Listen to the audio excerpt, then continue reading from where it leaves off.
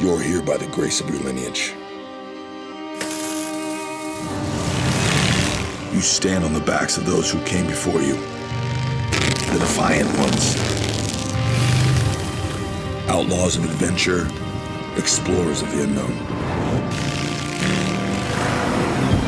Harley Davidson defined the motorcycle, but it was you who challenged the destination and rode across continents. You who climbed uncharted mountains, who raged through desert sand, and faced the fury of ice and snow, in the hope of discovering beauty unknown. You're the pathfinders, whose hearts beat to discover new terrain and to find yourself all over again in the emptiness of an open road. It has always been your relentless spirit for adventure that's pushed us to take you further. Why call it adventure touring when it's human nature to seek beyond our limits? I am the PanAmerica, forever exploring. And I am here by the grace of my lineage. I am Harley Davidson.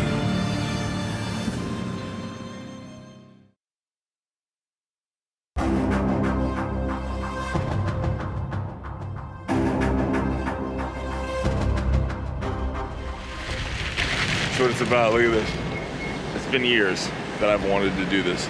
I've known it's coming, and I just want to thank Harley for giving me the opportunity to direct the piece that you just saw. It means the world to me. I mean, my job is to act and direct and, filmmaking, and sometimes you're playing other characters, and it's great. But there's nothing like doing your passion, which is riding motorcycles. And to be introducing this bike for Harley and have the opportunity to make a film for them, I wanted to show something that showed the lineage, where it all came from, how we took those bikes, how we pushed them further, whether that be up a mountain, through the desert, just pushing it to all speeds and taking something that Harley created.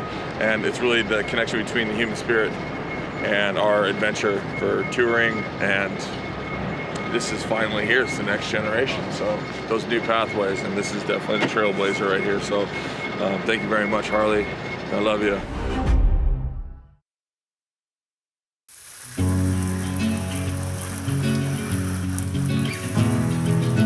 With a street bike, you fight to keep it clean, but I almost want to leave the mud on this motorcycle. But I guess that's all part of the adventure touring thing. It's about kind of leaving scars on the motorcycle and bits of history. I'm looking pretty good here. Got to ride over and see the boss. See if I can talk Jochen into taking another ride with me. I'd love to go out and get this thing muddy again.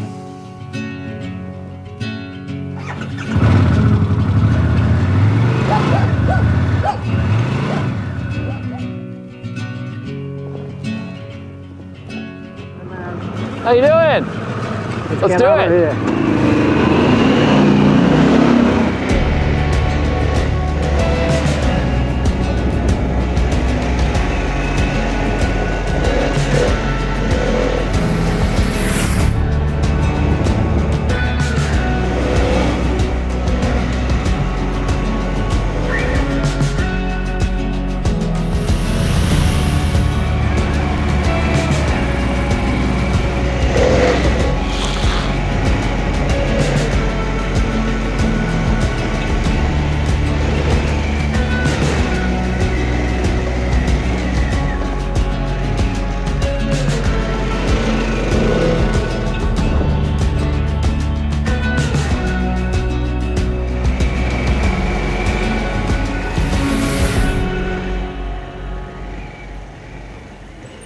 Wow, what a day. Oh, man. Awesome. That was great. What ride more did you try? I was in off-road mode. I played with sport mode a little bit, and then we got into some gravel, and I actually put it in like the rain mode. Off-road mode was the best. My favorite.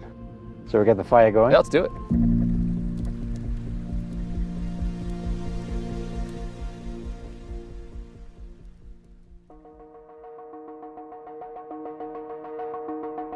With the introduction of the Pan Am, there's going to be people out there that are going to say, Harley Davidson is maybe a little late to this game. And, my answer to that is, this is our game. This is the game that we've always played. from our earliest inception of the motorcycle and how the founders used it to prove its mettle. It's been part of us. It's in our DNA. At the end of the 19th century, you have to remember roads across the United States aren't like they are today. They were not geared for motor vehicles.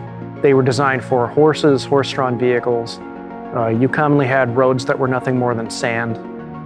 You'll see it in the Harley Davidson marketing literature. Their sales were in competition with a horse and buggy. And so they were saying, don't buy a horse.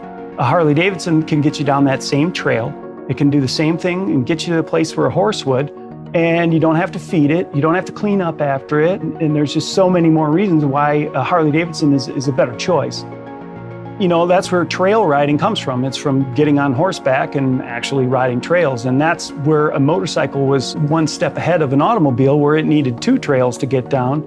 The motorcycle could go down that single trail, and it could get you back to your favorite fishing hole or get you to that favorite hunting spot where the bucks hid out. It's what the early founders really set out to do. You kind of had a perfect storm. You had an engineering guy, you had a manufacturing guy, you had a dealer guy, and then you had a marketing guy. And he said, if we can prove that our motorcycle is far superior to every other motorcycle out there by being able to handle whatever terrain under whatever conditions, that's what people are going to want.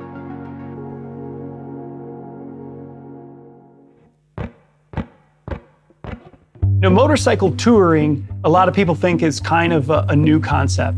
And believe it or not, the Milwaukee Journal-Sentinel actually had their motorcycle tour of the woods that dates back to 1907. Lake Geneva's, 45 miles away from here, but, that was a day-long trip on a motorcycle in those days. There's one adventure touring story of part that they had developed called a two-speed hub that, among other places, got its testing with a customer who was crusading in Wisconsin to help prevent the spread of tuberculosis. His name was Ted Worley, and he was an avid outdoorsman. And one of the things he loved about his job is it got him out in the outdoors as much as possible. And he ends up writing a pamphlet on behalf of Harley Davidson called Camping Hints When Touring with a Motorcycle. And it's everything from how to set up your tent. There was a recipe for soup. There's even a great illustration showing how he set up the luggage on his motorcycles.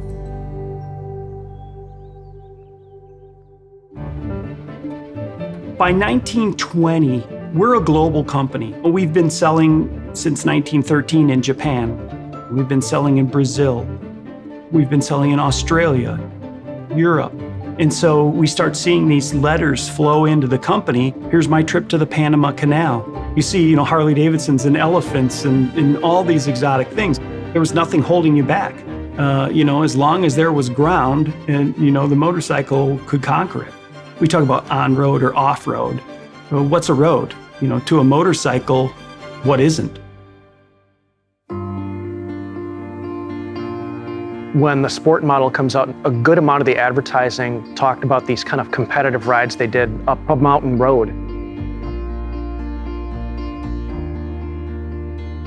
There was a fellow by the name of Charles F. Barrett, and he entered his Harley Davidson, and he beat out every automobile in the Utica AAA Auto Club hill climb, and he beat them handily. And after that, all the auto clubs, including the AAA, outlawed motorcycles in their hill climb. In 1930, William H. Davidson, who is the son of William A. Davidson, one of the co-founders of the company, wins the Jack Pine Enduro. And this was an endurance run held in the Lower Peninsula of Michigan. And by that point, it had grown to have quite a reputation. One of Harley Davidson's dealers, a woman in Detroit, Michigan, Dot Robinson, would talk about, having competed in the Jack Pine. She talked about, scratches on the arms from tree branches. And the Jack Pine was some of the most grueling terrain that anybody could ride. She competed several times, won it twice.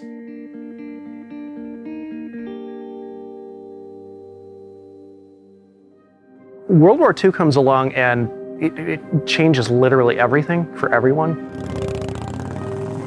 They took what was the W, as it was called, civilian model, and made a lot of adaptations to it.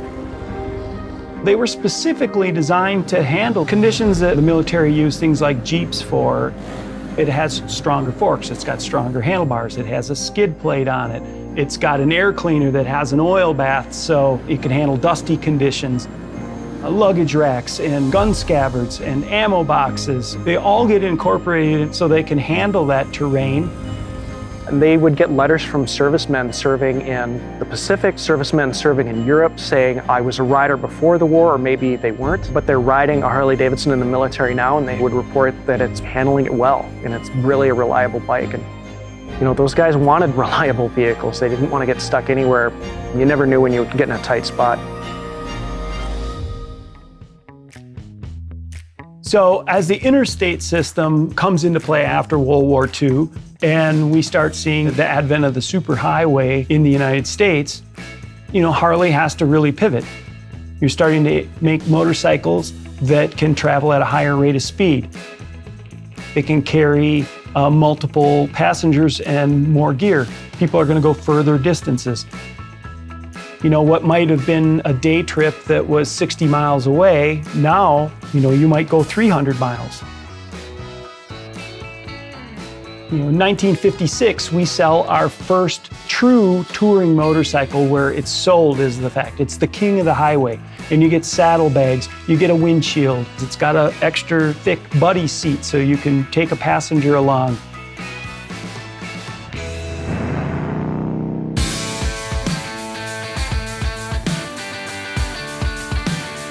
You know, the rise of off-road or motocross racing in the 1970s was a huge boom.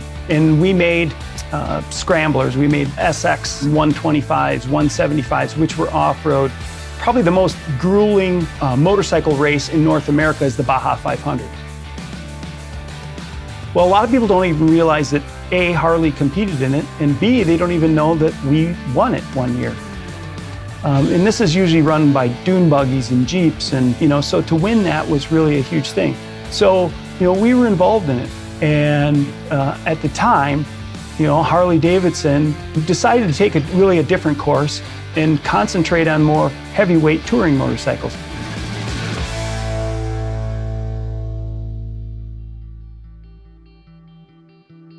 Everyone always said, well, you got to make this trade-off. You're either going to be an off-road bike or you're going to be an on-road bike.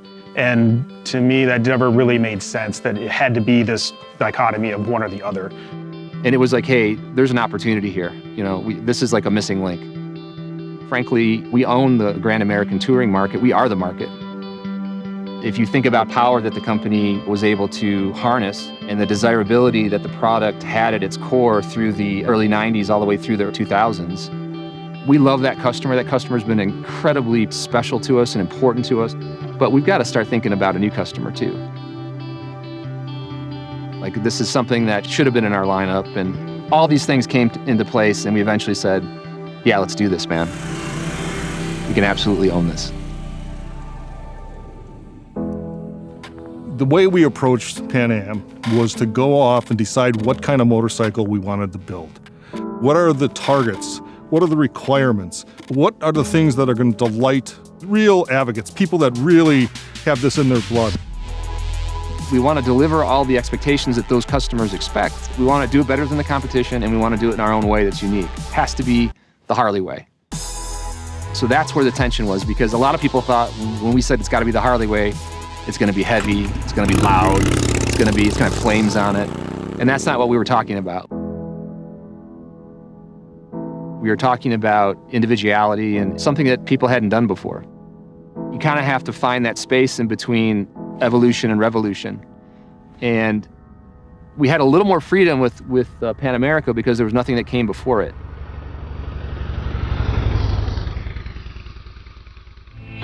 Whenever you do something that's kind of radically different and unexpected, you're going to shake people up. I remember telling leadership at the time, I said, this is exactly what we want.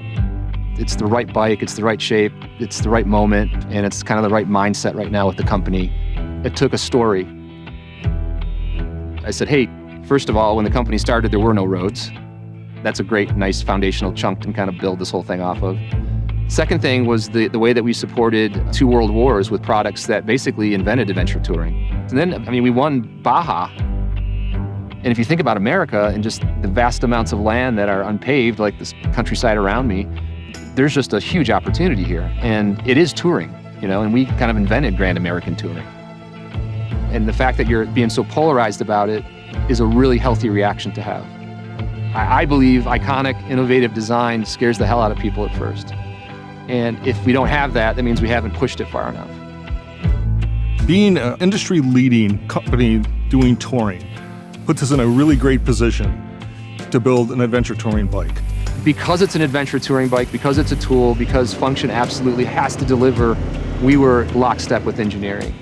The acuity to actually put that engineering into the bike to make it a superior motorcycling experience was a lot harder than people might have thought.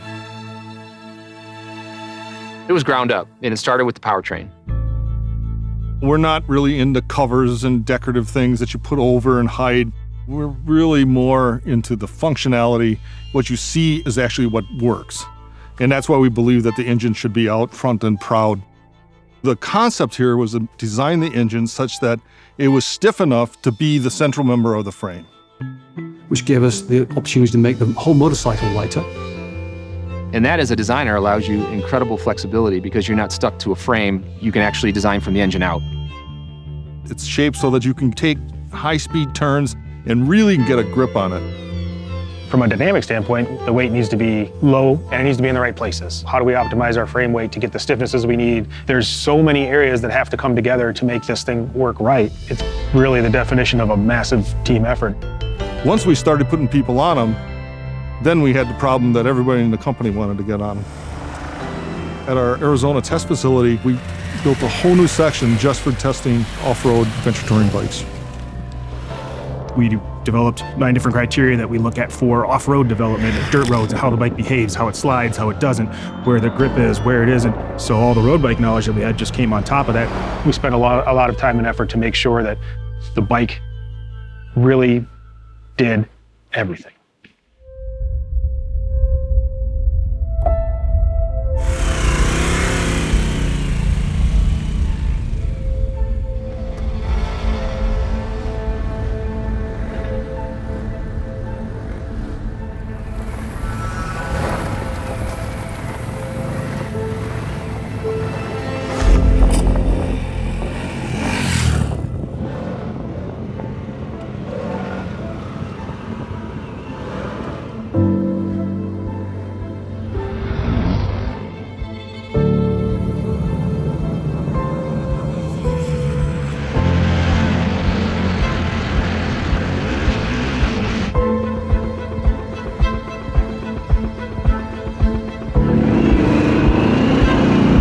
Impressed. We've given the engineers the freedom and creativity to come to this space, and they've really expressed themselves. They've found it almost like an intellectual challenge, and they've done an exceptional job of really reinterpreting adventure touring for Harley Davidson.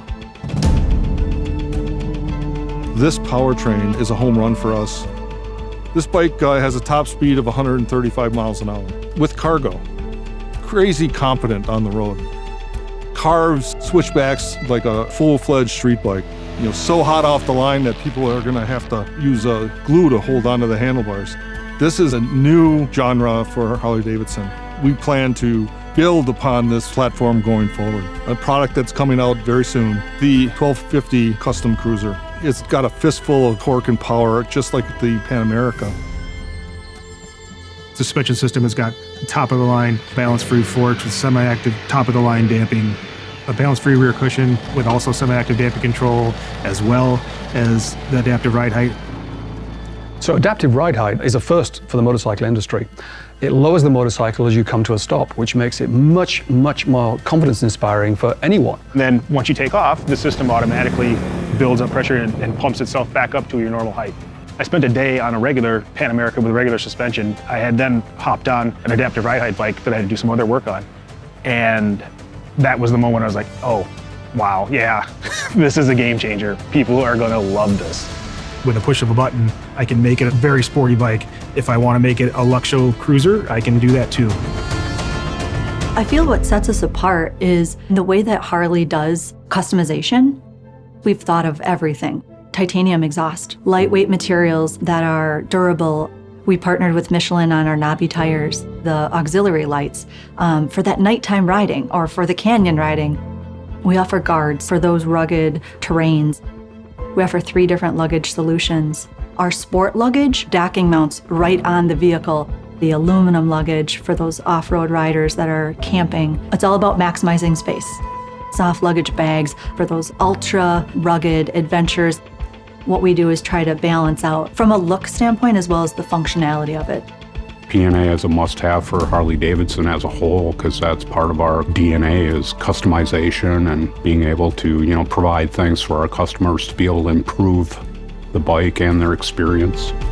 The finishes are matte sheen, they got texture. We went with powder coat because it's durable. We really wanted to design and develop something really tactical and functional for this consumer and rider. I think from a styling and color, material, finish, graphic standpoint, we always look to the past. Harley has such a strong brand identity that we have to look back and, make sure we're nodding to it or also just inspire from it. Harley Davidson is known for these great leather jackets and our great leather technology, but the adventure touring rider is different. In order to hit the ground running with really compelling product that met these customer needs, we had to partner with someone that had the right experience. So working with Revit, they are at the top of the list. They are experts in this field. They make fantastic riding gear. Gloves, helmets, boots. We offer from head to toe to fingertips everything that they're going to need. This is going to be all the gambit of weather. This is going to be a whole gambit of terrain. So we put that focus on a textile garment in that it brings us a real versatility in waterproofing, in venting. We've gone through a lot of work to really show up with the right stuff to meet these customers at their expectations and then exceed them. It's this great combination of product design and transportation design and Harley Davidson design.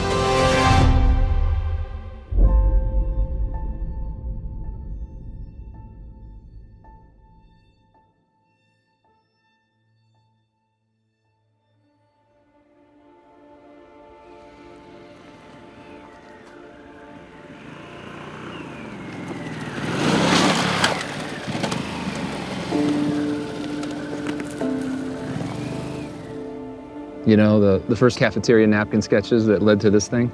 Long journey, thinking about the history of the company and kind of creating the missing link, if you will. And now here we are in 2021 with everything that's going on in the world and all the change. And Harley Davidson is back off-road. To be a small part of that story is, that's pretty exciting. The paved road is one thing. It has its poetry and its moments and its romance, but it doesn't get you here,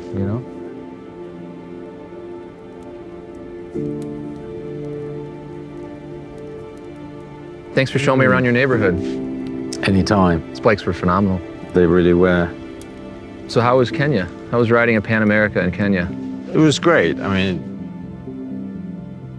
rode it non-stop for a few hours into a rainstorm, into the heat. Yeah. Gravel, off-road sand, all the riding modes, and it was really fantastic. Even at night, in that landscape, you have elephants and giraffe and everything showing up at the same time. Incredible. No, it was quite amazing. After a couple of days, get to know the bike, and it's just, for the power it has, it's incredibly agile. Yep. It's a proper Harley machine that you ride through thick and thin.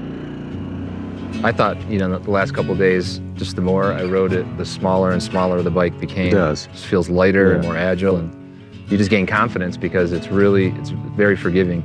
Ride modes just compensate, make you feel like you're a much better rider than you are. It's a very sleek bike. It really is. Yeah. And it's the first adventure touring bike made in America. It is. Yeah. This bike does everything. This is the start. We have great plans to expand on Pan Am and lots of innovation waiting. This is just a launch into a whole new dimension for the company. Yeah. Well, cheers to a great day. Thank you so much for showing me those incredible trails. That was fun. We rode quite a distance. Yeah. We had proper touring, but then just off the beaten track, and it's just a natural expansion from Grand American touring into off-road touring. to me, it's part of the history, it's part of the legacy, it's part of the DNA of Harley Davidson. And you've got to innovate, but you preserve the past as well. And that's what Harley Davidson has always done so well. It's true. That's what we're doing with this incredible bike, you know. I think it's ready. What do you think? I think it's ready, absolutely. So let's do give it this, to the world. Cheers, Cheers. man. Let's do it. So, Jochen, you brought your guitar?